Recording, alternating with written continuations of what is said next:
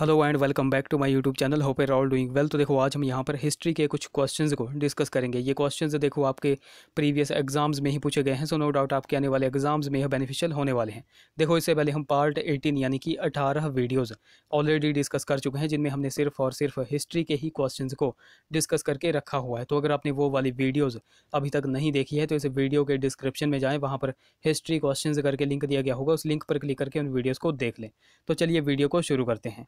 तो question number 1 से हम यहाँ पर स्टार्ट करेंगे। बाकी देखो अभी तक अगर आपने इस वीडियो को लाइक नहीं किया है तो वीडियो को लाइक ज़रूर कर दें, और पहली बार अगर आप हमारे चैनल पर विजिट कर रहे हो तो ज़रूर से हमारे चैनल को सब्सक्राइब कर दें, साथ में बेल आइकन को ज़रूर प्रेस करें। तो चलिए वीडियो को शुरू करते हैं क्वेश्चन नंबर 1 के साथ। Harappan weapons were made of. तो हड़प्पीय हथियार देखो किसके बने थे। अब देखो हड़प्पीय हथियार किसके बने थे, तो हड़प्पीय हथियार बने थे स्टियटाइट के। किसके बने थे? स्टियटाइट। अब देखो स्टियटाइट यहाँ पर ऑप्शन में नहीं है, तो ऑप्शन डी यहाँ पर करेक्ट होगा। None of this, option d यहाँ पर बिल्कुल करेक्ट हो जाएगा। अब देखो कुछ इंपॉर्टेंट फैक्ट, इंपॉर्टेंट बेसिक से क्वेश्चन हम यहाँ पर डिस्कस कर लेते हैं हड़प्पा सभ्यता के बारे में। सबसे बेसिक सा क्वेश्चन बनता है, हड़प्पा सभ्यता की खोज किसने की थी? तो हड़प्पा सभ्यता की खोज की थी दयाराम साहनी ने, और की कब थी? 1921 में।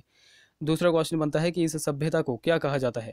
इस सभ्यता को देखो आद्य ऐतिहासिक सभ्यता कहा जाता है। क्या कहा जाता है? आद्य ऐतिहासिक सभ्यता। अब आद्य ऐतिहासिक सभ्यता इसको क्यों कहा जाता है? क्योंकि इस यहाँ पर जो है तो लिपियाँ तो मिल गई थी, यानी कि लिखित प्रमाण तो मिल गए हैं, लेकिन अभी तक उनको पढ़ा नहीं गया है। अब जिन भी लिपियों को अभी तक पढ़ा नहीं गया है तो उनको क्या कहते हैं? आद्य ऐतिहासिक। ओके, तो इस सभ्यता को क्या कहा जाता है? आद्य ऐतिहासिक सभ्यता। बाकी एक बेसिक सा क्वेश्चन बनता है कि हड़प्पा सभ्यता का टोटल जो एरिया है वह कितना है, यानी कि हड़प्पा सभ्यता जो है तो टोटल कितना एरिया में फैली हुई थी?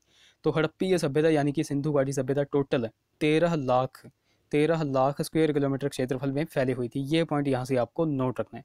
बाकी ये तो आपको पता होगा कि यह एक नगरीय सभ्यता थी, ना कि यह एक ग्रामीण सभ्यता थी। अच्छा देखो एग्जामिनर यहाँ पर आपसे जो है तो 3 या 4 क्वेश्चन पूछता है।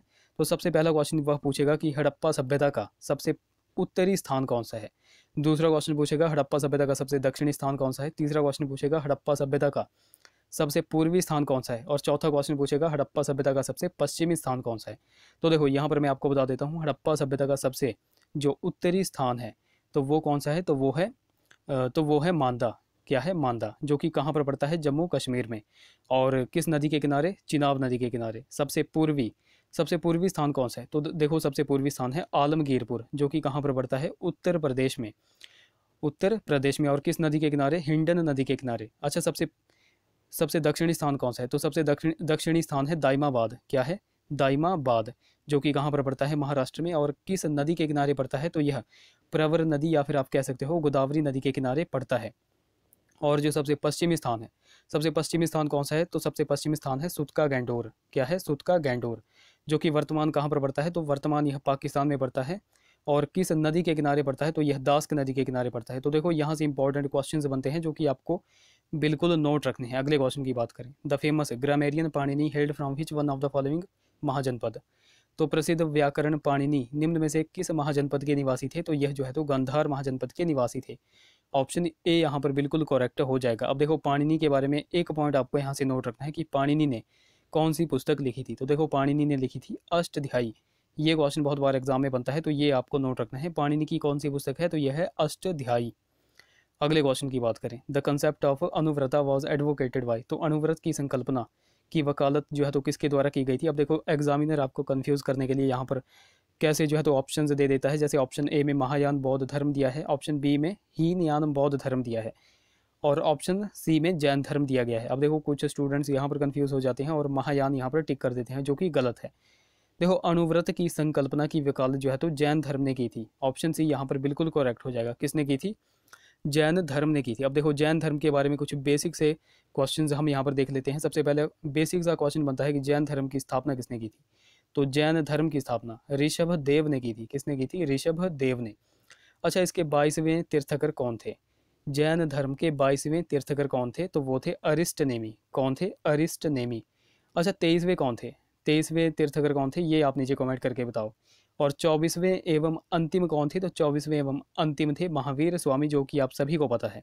ओके, अब देखो यहाँ से भी बेसिक से क्वेश्चन मैं आपको बता देता हूँ महावीर स्वामी जी के बारे में। अब देखो महावीर स्वामी के बारे में आपको 3 या 4 पॉइंट्स नोट रखने हैं। सबसे पहले 540 BC यानी कि 540 ईसा पूर्व में इनका जो है तो जन्म हुआ था। पहला बेसिक क्वेश्चन ये बन गया।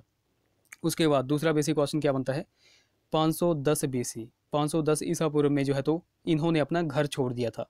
दूसरा बेसिक क्वेश्चन ये बन गया। तीसरा बेसिक क्वेश्चन क्या बनता है, 498 बीसी, 498 बीसी में जो है तो इनको ज्ञान की प्राप्ति हुई थी। कब हुई थी, 498 बीसी में।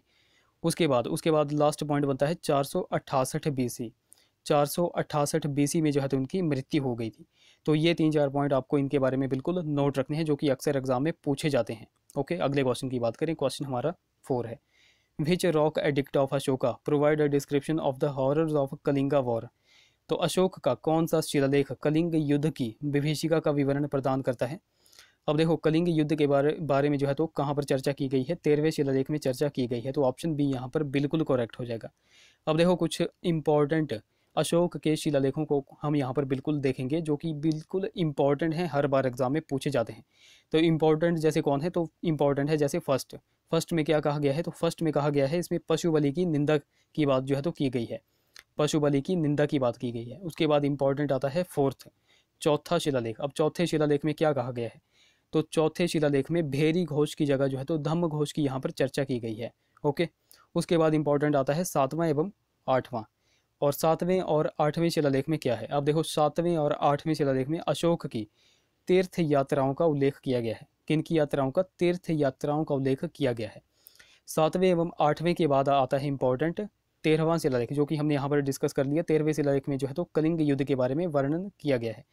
13वें के बाद आता है बिल्कुल इंपॉर्टेंट 14वां शिलालेख। तो 14वें में क्या बात की गई है, तो 14वें में जो है तो धम्म नीति एवं शासन सिद्धांत की व्याख्या यहाँ पर की गई है। किसकी व्याख्या की गई है, धम्म नीति की यहाँ पर बात की गई है, और शासन सिद्धांत के बारे में यहाँ पर बताया गया है। तो ये कुछ इंपॉर्टेंट पॉइंट्स यहाँ से आपको नोट रखते हैं। बाकी अशोक के बारे में मैं 2 पॉइंट आपको हर बार बताता हूँ। सबसे पहला पॉइंट क्या बताता हूँ कि अशोक जो है तो मगध की राजगद्दी पर कब बैठा, 269 बीसी में। दूसरा पॉइंट क्या बताता हूँ कि अशोक ने जो है तो कलिंग का युद्ध जो है तो कब लड़ा था, 261 बीसी में। तो ये 2 पॉइंट देखो आपको बिल्कुल नोट रखने हैं, ये हर बार एग्जाम में पूछे जाते हैं। क्वेश्चन हमारा 5 है, who among the following took the title of Vikramaditya. तो निम्न में से किसने विक्रमादित्य की उपाधि जो है तो धारण की थी। तो किस जो है तो गुप्त शासक ने विक्रमादित्य की उपाधि धारण की थी, तो ये की थी चंद्रगुप्त द्वितीय ने। ऑप्शन बी यहाँ पर देखो करेक्ट हो जाएगा। अब देखो, चंद्रगुप्त द्वितीय के बारे में 2-3 पॉइंट्स मैं यहाँ पर आपको बताऊंगा, जो कि इंपॉर्टेंट है एग्जाम पॉइंट ऑफ व्यू से। सबसे पहला क्वेश्चन क्या बनता है यहाँ से कि चंद्रगुप्त द्वितीय के समय जो है तो चीनी यात्री कौन जो है तो यहाँ पर घूमने आया था, तो वो आया था फाहियान। कौन आया था, फाहियान। ये पॉइंट यहाँ से आपको नोट रखना है। दूसरा क्वेश्चन क्या बनता है कि चंद्रगुप्त द्वितीय ने जो है तो चांदी के सिक्के चलवाए थे। किन के सिक्के चलवाए थे, चांदी के सिक्के यहाँ पर इसने चलवाए थे। बाकी तीसरा पॉइंट क्या बनता है कि चंद्रगुप्त द्वितीय जो था तो इसके दरबार में 9 विद्वानों की जो है तो एक मंडली हुआ करती थी, जिसे क्या कहा जाता था, जिसे कहा जाता था नवरत्न। क्या कहा जाता था, नवरत्न। तो ये 2-3 पॉइंट आपको यहाँ से नोट रखने हैं, जो कि अक्सर एग्जाम में पूछे जाते हैं। अगला question, who among the following is credited with the invention of algebra. तो बीज गणित की खोज का श्रेय जो है तो किसे दिया जाता है, तो ये आर्यभट्ट को दिया जाता है। ऑप्शन ए यहाँ पर बिल्कुल करेक्ट हो जाएगा। बाकी शून्य यानी कि जीरो की खोज ये भी किसने की थी, तो ये भी आर्यभट्ट ने ही की थी। तो ऑप्शन ए यहाँ पर बिल्कुल करेक्ट हो जाएगा। बाकी गाइज, अभी तक अगर आपने हमको टेलीग्राम और इंस्टाग्राम पे ज्वाइन नहीं किया है तो वहाँ पर जाकर के जरूर से ज्वाइन कर लें। लिंक जो है तो आपको डिस्क्रिप्शन में मिल जाएगा। बाकी देखो, कई बार लिंक चलता नहीं है, तो आपको सिंपली क्या करना है, आपको जाना है टेलीग्राम पर और वहाँ पर लेट्स प्रिपेयर टू सर्च करना है, आपको हमारा चैनल मिल जाएगा। इसी तरह आपको जो है तो इंस्टाग्राम पे भी करना है। अगले क्वेश्चन की बात करें, क्वेश्चन हमारा 7 है, in early medieval India what did the term जीतल रेफर्स टू। तो प्रारंभिक मध्यकालीन भारत में पद जीतल से क्या संदर्भित था। अब देखो, प्रारंभिक मध्यकालीन भारत की यहाँ पर बात की गई है। तो प्रारंभिक मध्यकालीन भारत से आप क्या समझते हो। देखो, प्रारंभिक मध्यकालीन भारत हुआ सल्तनत कालीन शासन, सल्तनत काल का आप कह सकते हो शासन। ओके, सल्तनत काल ये आप कह सकते हो। अब देखो, सल्तनत काल में टोटल कितने वंश थे, ये पॉइंट आपको पहले नोट होना चाहिए। तो टोटल यहाँ पर 5 वंश थे। कितने थे, 5 थे। अब देखो, उन 5 वंशों को याद रखने की एक ट्रिक है। अब देखो, ट्रिक तो बिल्कुल अजीब सी ट्रिक है, बट आपको देखो, अगर आपको पता चल गई तो आप बिल्कुल लाइफ टाइम उसको भूलोगे नहीं। तो वो ट्रिक कौन सी है, तो वो ट्रिक है गु खा तू साले। क्या ट्रिक है, गु खा तू साले। देखो, है तो यह अजीब, लेकिन आपको बिल्कुल भूलेगी नहीं। अब देखो, गु से क्या बनता है, गुलाम वंश, खा से बनता है खिलजी वंश, तू से बनता है तुगलक वंश, सा से बनता है सैयद वंश और ले से बनता है लोदी वंश। तो देखो मैक्सिमम स्टूडेंट्स को इस ट्रिक के बारे में जो है तो पता होगा, बाकी जिन भी बच्चों को इस ट्रिक के बारे में पता नहीं था वो नीचे कमेंट्स में बताएं कि ये ट्रिक आपको कैसी लगी। तो देखो यहाँ पर क्या पूछा गया है, प्रारंभिक मध्यकालीन भारत के में जो है तो पद जीतल से क्या संदर्भित था। तो यहाँ पर तो आपको समझ में आ गया प्रारंभिक मध्यकालीन भारत किसको कहा जाता है। अब देखो जीतल से संबंधित था सिक्का, जीतल किसको कहा जाता था, तो ये कहा जाता था सिक्के को। तो यहाँ पर ऑप्शन सी यहाँ पर बिल्कुल करेक्ट हो जाएगा। अगले क्वेश्चन की बात करें, which of the following Chalukyan city is known as the city of temples. तो निम्न में से कौन सा चालुक्य नगर मंदिरों का नगर या फिर मंदिरों का शहर के रूप में जाना जाता है। तो ये जाना जाता है अहोल, ऑप्शन सी यहाँ पर बिल्कुल करेक्ट हो जाएगा। अगले क्वेश्चन की बात करें, क्वेश्चन हमारा 9 है, Malik Kafur was whose general. तो मलिक कफूर किसका सेनापति था। अब देखो सभी को पता है कि मलिक कफूर अलाउद्दीन खिलजी का सेनापति था। तो अलाउद्दीन खिलजी ऑप्शन में नहीं है, तो ऑप्शन डी यहाँ पर करेक्ट होगा, none of these, option D correct हो जाएगा। क्वेश्चन हमारा 10 है, which of the following musical instrument was not composite और इंडो इस्लामिक इन ओरिजिन। तो निम्न में से कौन सा संगीत वाद्य संयुक्त अथवा मूल में इंडो इस्लामिक नहीं था। अब देखो ये इंपॉर्टेंट क्वेश्चन लगा मुझे, ये आपको बिल्कुल नोट रखना है, कौन सा नहीं था। तो ये शहनाई नहीं था, ऑप्शन डी यहाँ पर बिल्कुल करेक्ट हो जाएगा, शहनाई। ओके, क्या नहीं था, शहनाई नहीं था। अब देखो कुछ फेमस शहनाई वादकों की यहाँ पर मैं आपको बात बता देता हूँ, शहनाई वादक जो कि अक्सर एग्जाम में पूछे जाते हैं, तो वो मैं आपको बता देता हूँ। तो सबसे पहला नाम क्या है, तो सबसे पहला नाम है बिस्मिल्लाह खान।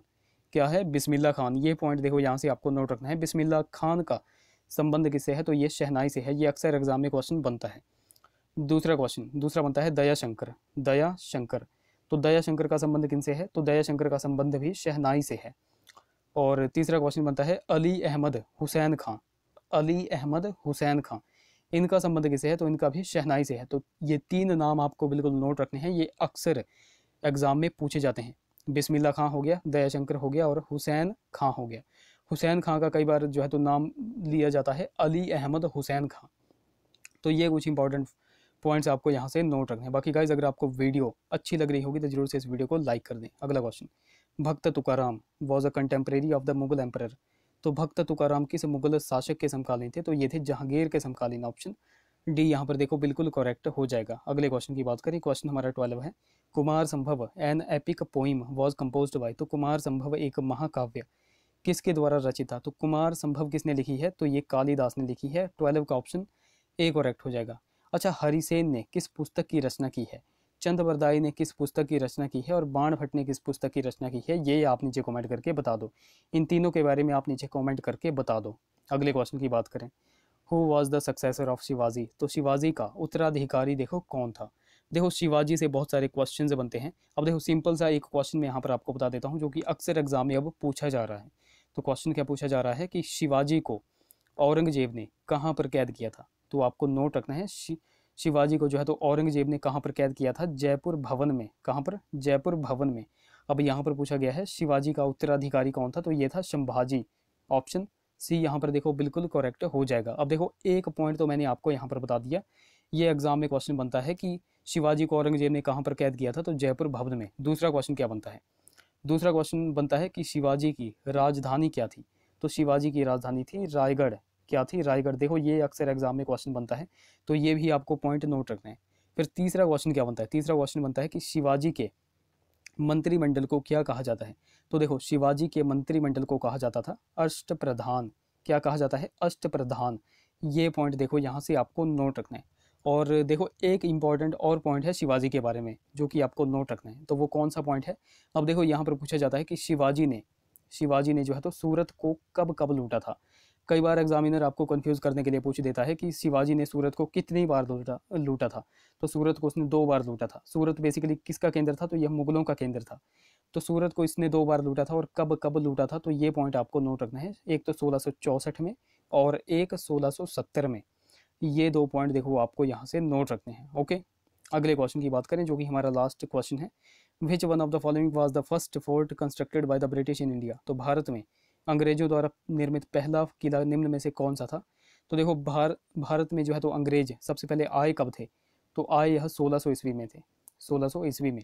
और इन्होंने सबसे पहला किला कौन सा निर्मित किया था, तो ये किया था fort saint George, option B यहाँ पर देखो करेक्ट हो जाएगा। अब देखो कुछ किलों की यहाँ पर मैं आपको बात बता देता हूँ जो कि अंग्रेजों द्वारा बनवाए गए थे। तो देखो अंग्रेजों ने अपनी प्रेसिडेंसियों में कुछ किले बनवाए थे, तो वो कौन कौन से थे? एक तो यही हो गया fort saint George, fort saint George, एक तो यही हो गया। फिर दूसरा बनवाया था फोर्ट विलियम, क्या बनाया था? Fort William. और तीसरा था फोर्ट लुई, फोर्ट लुई। तो ये 3 किले किन्होंने बनवाए थे? तो ये अंग्रेजों ने बनवाए थे। अब देखो यहाँ से भी क्वेश्चन बनता है। सबसे पहला क्वेश्चन क्या बनता है कि ये जो फोर्ट सेंट जॉर्ज, ये किला जो है तो कहाँ पर था? तो देखो ये किला था मद्रास में, और मद्रास वर्तमान में कहाँ पर पड़ता है? तो यह मद्रास को वर्तमान में चेन्नई कहा जाता है, यानी कि आप कह सकते हो कि यह तमिलनाडु में था। फिर दूसरा है फोर्ट विलियम, फोर्ट विलियम कहाँ पर था? तो फोर्ट विलियम था कलकत्ता में। और तीसरा फोर्ट लुई, यह कहाँ पर था? तो यह जो है तो पांडिचेरी में था। तो ये 3-4 पॉइंट है, यहाँ से आपको बिल्कुल नोट रखने हैं। ओके, तो गाइज देखो ये थे हमारे कुछ क्वेश्चंस। आई होप वीडियो आपको इन्फॉर्मेटिव लगी होगी। अगर वीडियो अच्छी लगी है तो जरूर से इसे लाइक करें, शेयर करें, चैनल को सब्सक्राइब करें, साथ में बेल आइकन को जरूर दबाएं। तो चलिए मिलते हैं हम अगली वीडियो में। Till then take care.